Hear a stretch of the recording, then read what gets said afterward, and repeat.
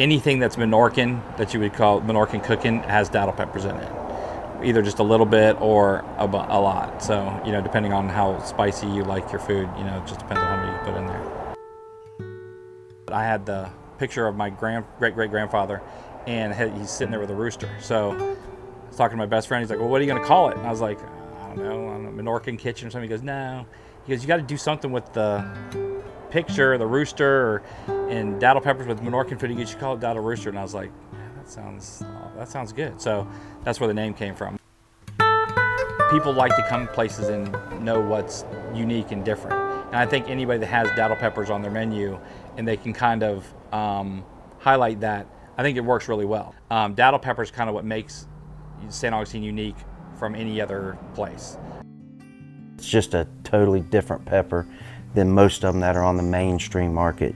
I used to make the sauces just around the house, put them in Gatorade bottles and mason jars, give them to friends and family, and ended up getting to a point where people were like, that stuff is really good, you should bottle it and sell it. Oh, come on, that's a pipe dream. There's no way people are gonna buy this stuff.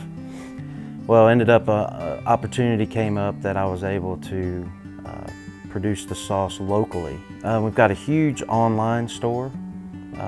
We're all over the country. We're in across the pond, we're in London. We're in pepper shops on St. George Street. We definitely keep the United Postal Service busy. We're average probably 5 shipments a week. I love using them in the kitchen, putting them in perlos and stews and soups, and datil pepper sauce.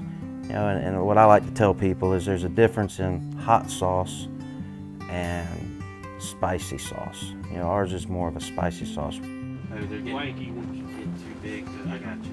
See here? Right.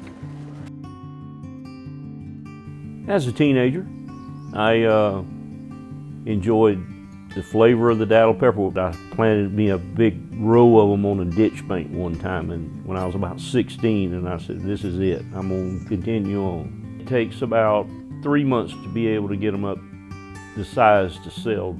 I've had them come from Homosassa, Miami, Fort Pierce, go around Stark.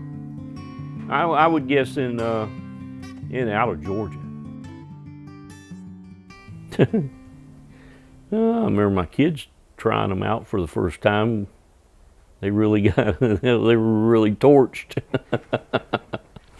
You kind of a memorable moment. It's definitely something that'll always be in St. Augustine and always be popular here. This is a special item.